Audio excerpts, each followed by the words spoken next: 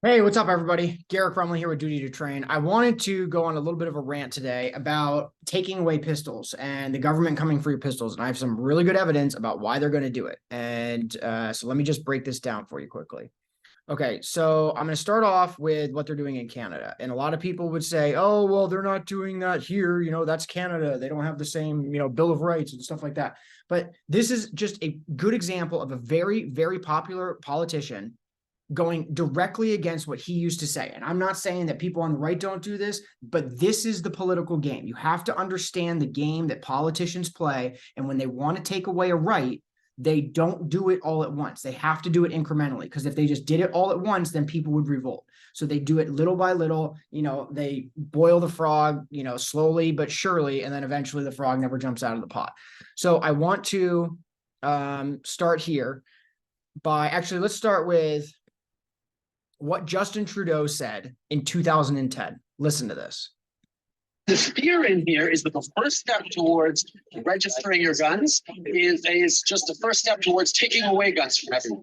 That's never going to happen because here in Canada, we have a culture that has grown up with guns and it respects the need to go out into the wilderness and shoot things from time to time. God, never going to happen.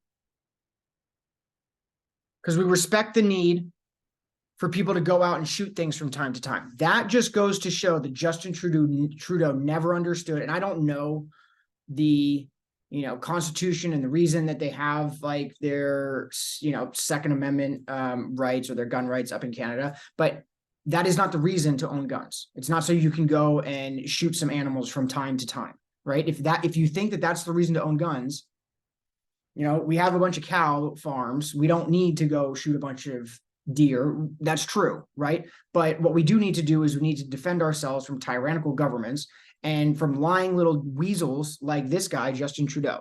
So now look at what happened. That was in 2010, right? You can tell he's a lot younger.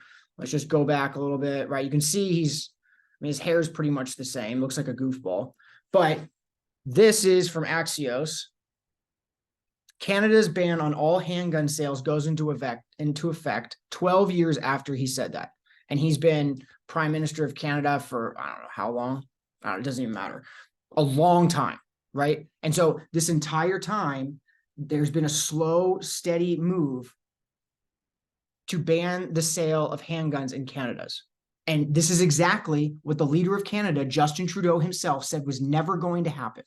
Canada's new nation, and this is from October 22nd, 2022. So coming up on just a year ago.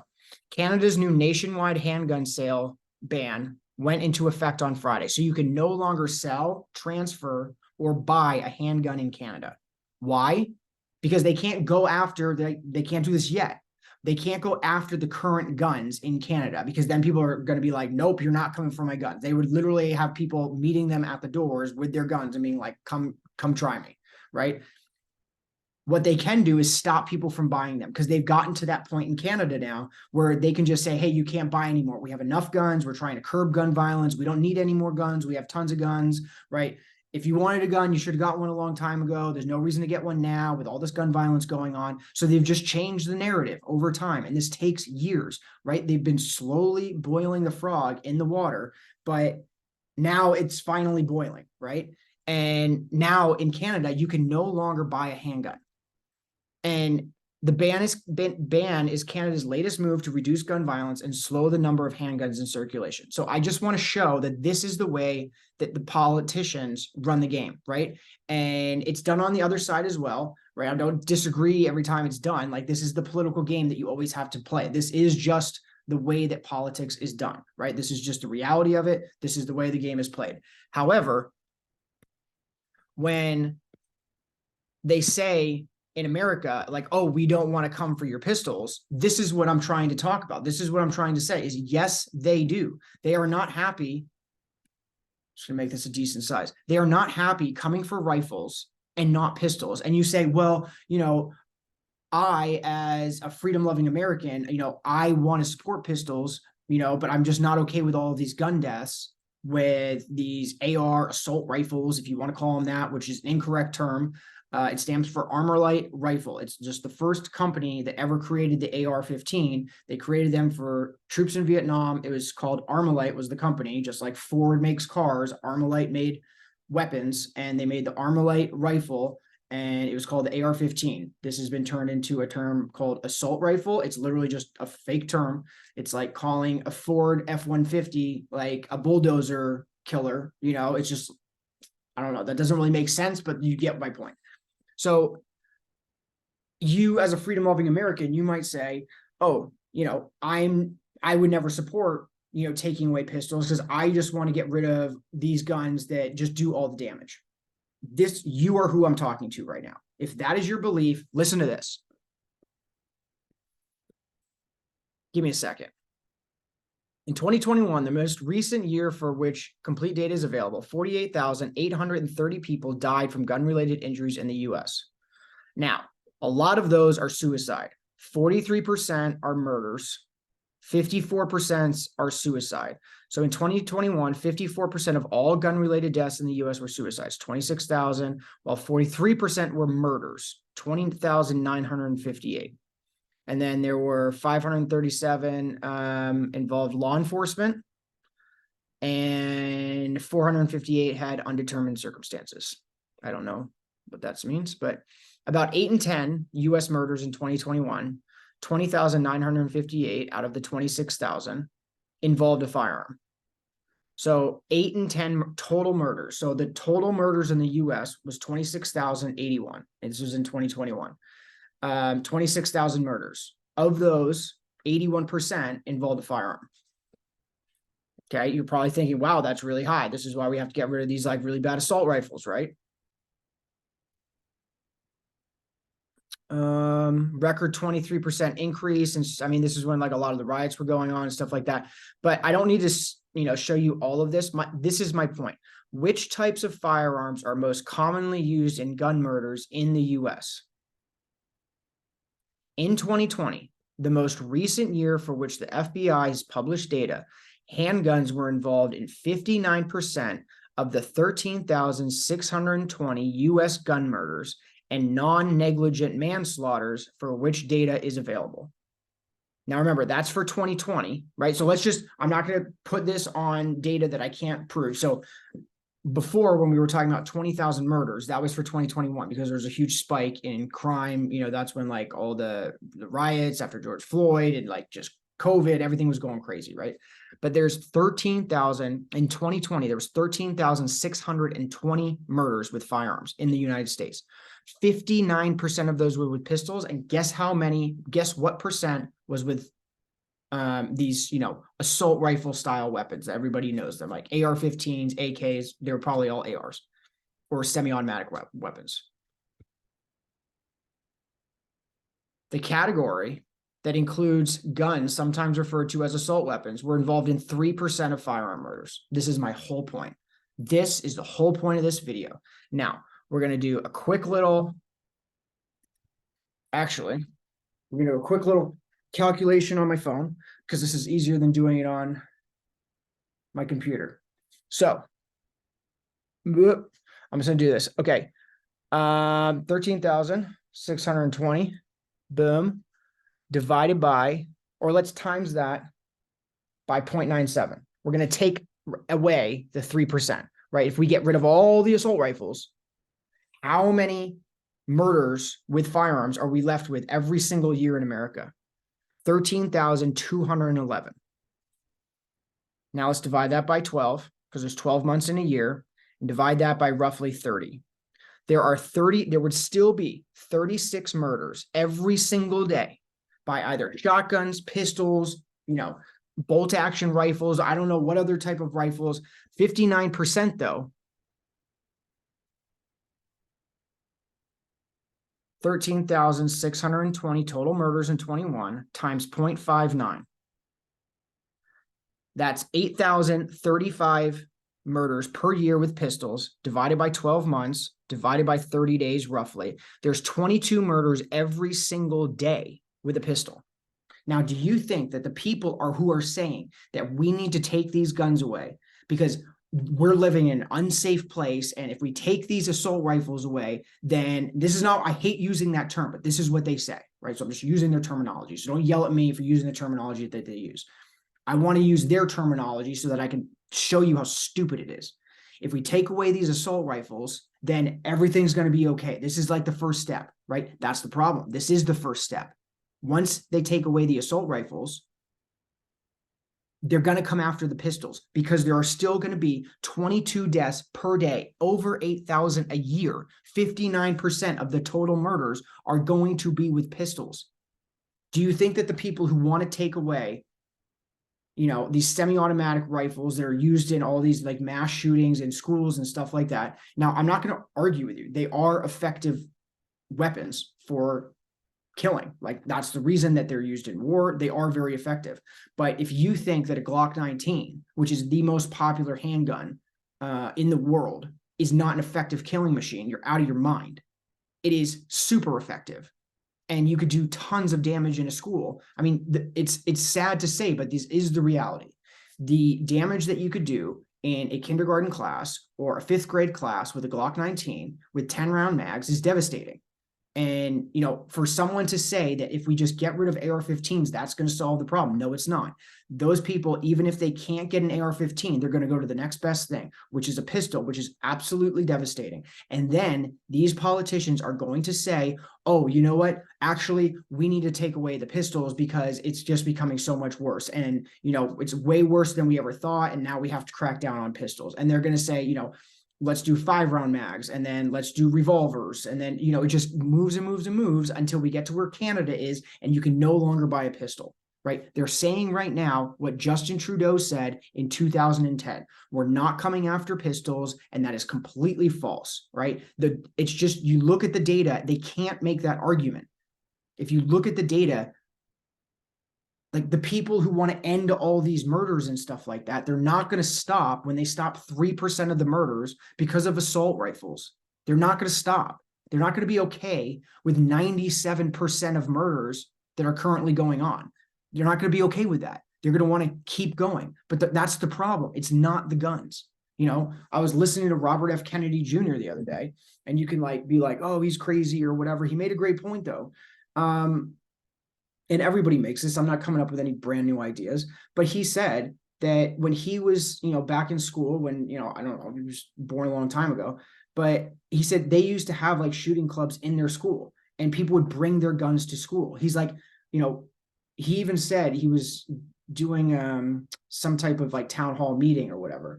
And someone asked him, what are you going to do to keep these like weapons of war away from only in the military and only in the hands of police? And he said, I just can't do that right now because there are people in America whose identity is tied to the Second Amendment. And that's true. Like, I would die to protect the Second Amendment. And that's not like a threat. That's just a fact. There are people, and there are millions of us, who believe that the Second Amendment, once that's taken away, we have no other way to fight back. Like, that's it. That's the line. And that's a hard line. And so when he says like it's just going to divide people even more to keep going after these guns, it's not a threat to say that. It's just, that's the line. You cannot take away our guns. You cannot, and we will not allow it. And we have to fight back, and we have to get guns into the hands of people who are well trained. This is the one part I do understand people who are kind of anti-gun, and not because I agree with them, but there are a lot of people who own a gun and they have no idea what they're doing. And this is what I want to fix with duty to train, because the current training structure right now does not allow people to get good quality training unless they spend lots of time and spend a lot of money, and they go way out of their way to get training, right? I understand how if that there's someone next door who they don't, and I don't know, maybe you talk to them and you ask them, oh, how often do you train? They're like, oh, I don't really train that much. It would make you feel uncomfortable to know there's a person next door with a gun who doesn't really train with and doesn't really understand how to use it. I understand that, right? But the solution is not to take away the guns. Like, history is replete with example after example of people or governments who harm their citizens. It's just like, it's not even, people are like, oh, that would never happen here. That's what every civilization says. That's what every person says all along the way in history until it happens to them. It literally has happened in every single country. And people are like, oh, well, it hasn't happened with this country, you know, it's like with this modern country. It's like, yeah, because it hasn't happened yet. Name a country that's, you know, more than 600 or 700 years old where it hasn't happened. That, you know, and maybe, I don't know, my history's not like amazing. I'm just I'm pointing out the fact that it's history is replete with this. So to say that our government is not going to harm us in any way and we never have to fight back against a tyrannical government is just absolutely crazy. And when they say that they're going to be okay, because basically their argument, I just want to make this point one more time. In 2020, right, the latest year where this was available, the current argument from people on the left, you know, politicians in general, because I believe that actually, and I went over this, I think, in one of my previous videos, but if I didn't, 1/3 of America owns at least one gun. Of the 2/3 that don't, basically 1/3 of them believe that, and it's 36%. 36%, because I just saw this yesterday. 36% of the 2/3 that don't own a gun, 36% believe they could in the future, and 30% don't. Right. So basically, roughly 1/3 own a gun, 1/3 believe they could own a gun sometime in the future, and then 1/3 never see themselves owning a gun. Right. So the majority of Americans support the Second Amendment, right? In one form or another. But politicians are just feisty, just weasels, right? On left, right, and center. This is something, and I've kind of like tried to figure out, like, am I going to stay away from politics? I don't think you can nowadays, right? When you're talking about what's going on in society, I don't think you can. It's like, it's so difficult. These politicians, left, right, and center, are just corrupt little bastards who are taking our money. And it's absolutely infuriating. And I feel like everybody's saying, you know, everybody's fighting over like, oh, my side's right. Like everybody in Washington, this is my opinion, everybody in Washington are corrupt little bastards, and we should chuck them all out on the street and then just start all over. And I know that's a lot harder said than done, or a lot harder done than said. It's a lot easier said than done. But I just want to point this one last thing out. So in 2020, the most recent year for which the FBI has published data, 13,600, I just went over this, but 13,620 murders were committed with firearms, right? 13,620. If we take away the 3% that are committed with assault rifles, semi-automatic rifles, but when people think of like military-esque rifles, if we take away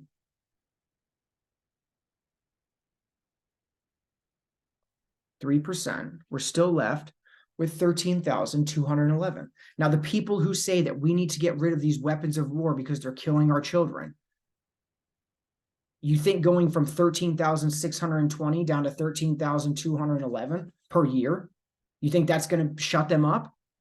No chance. No chance. No chance. So they're coming for our pistols.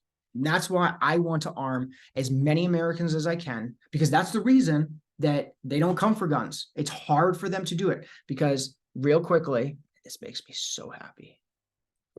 How many guns in America? In 2020, the group reported that the estimated total number of overall firearms in civilian possession is 433.9 million guns. And that was in 2020. That was before COVID. So I bet you that number has skyrocketed. I bet you that's above 460. That's a beautiful thing. That is a beautiful, beautiful thing. And anyone who disagrees, you're just wrong. You're just wrong. And people do bad things with guns 100%. But one of the problems, though, and again, I'll just reiterate this, a lot of those people are not properly trained. I'm just going to stop sharing my screen real quick. A lot of those people are not properly trained. And so I understand when people feel uncomfortable, but the solution is not to take away people's guns. The solution is to train people so they understand how to utilize their weapon systems properly. And then once they do that, then we'll all start being a little bit more comfortable and people will start making less mistakes. But people aren't even really making a ton of mistakes right now. You know, the media and politicians, they take these, you know, one-off examples and they're tragic. They're super tragic. But the only reason that they're used is because they do like wrench at your heart, right? When somebody goes into a school and they shoot a bunch of kids, that does wrench at your heart for sure, right? But remember, that's 3%. Like that's 3% of the killings. So once those go away, imagine if the media started focusing on all of the other kids in America who were getting shot on a daily basis, but it wasn't in schools and it wasn't mass shootings. It would still wrench at your heart. They just don't focus on that right now. But once they take away, or if they ever were able to take away ARs, that's what they're coming for. And they would be able to wrench your heart in the exact same way. Like the media is manipulative, right? Left, right, and center. Okay. We have to be free thinkers. We have to, think for ourselves. We have to be independent minded, and we have to be critical, to be critical of everything. And I just think that, I don't think that you can honestly say, looking at the information that I just provided, and it's easy. It's not like, I showed you a politician, Justin Trudeau, who said in 2010 that he wouldn't take away pistols. They just banned the sale, transfer, and buying of handguns in Canada last year, right? So that was a lie.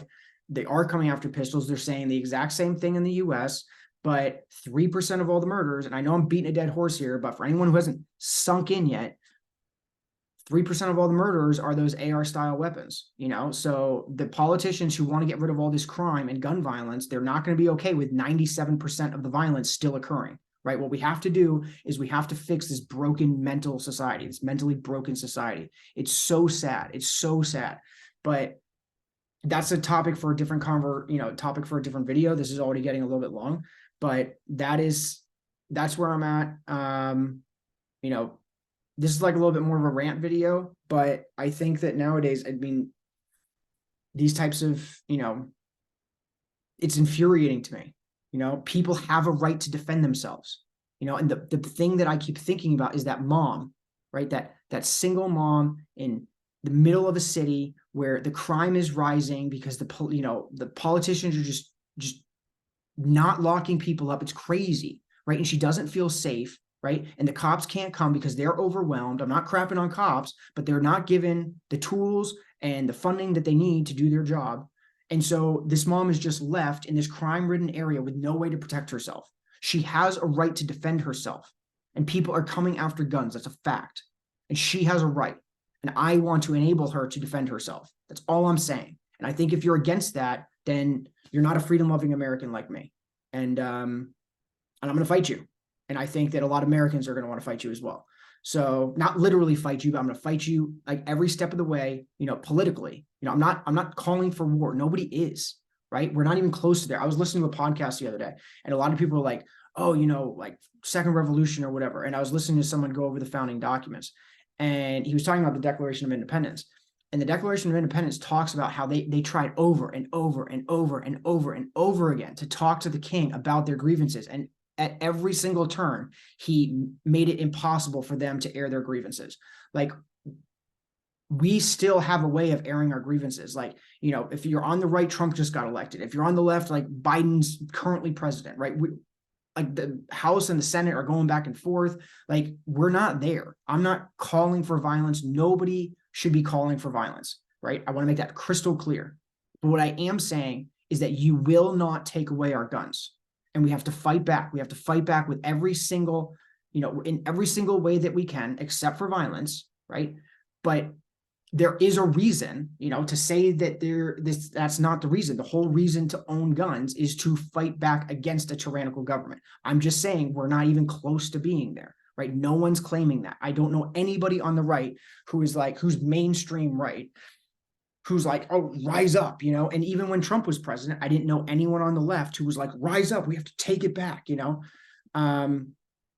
So, and people might disagree with that, but we need to fight back. We need to fight for our Second Amendment rights, because every single American deserves to defend themselves. And I'm going to help people do that. I'm going to help them learn how. And I hope that you will join me in this fight, because I think we can do a lot of good together. And if we take this movement and show people that guns are a force for good, then we can change the narrative, right? And we can start pushing back against this insanity. Guns are not the problem. Sick people are the problem. And we have to figure out a way to solve that issue. And I have no idea how to do that. All I know is that guns are a force for good. They can be a force for bad as well, but the vast majority of Americans do not use their guns for bad. They use them for good, right? And they use them to protect themselves. And that's what I want to train people to do. is to protect themselves, protect their loved ones, protect their family, protect their friends. And that's my mission. So this was a super long rant, but sometimes you just got to get into it and you got to lay those feelings out there. And I want people to know exactly where I stand because I don't want to mince my words. I am a hardcore Second Amendment enthusiast and I will not apologize for it. So until next time, stay safe, live free, and I will talk to you later. See ya.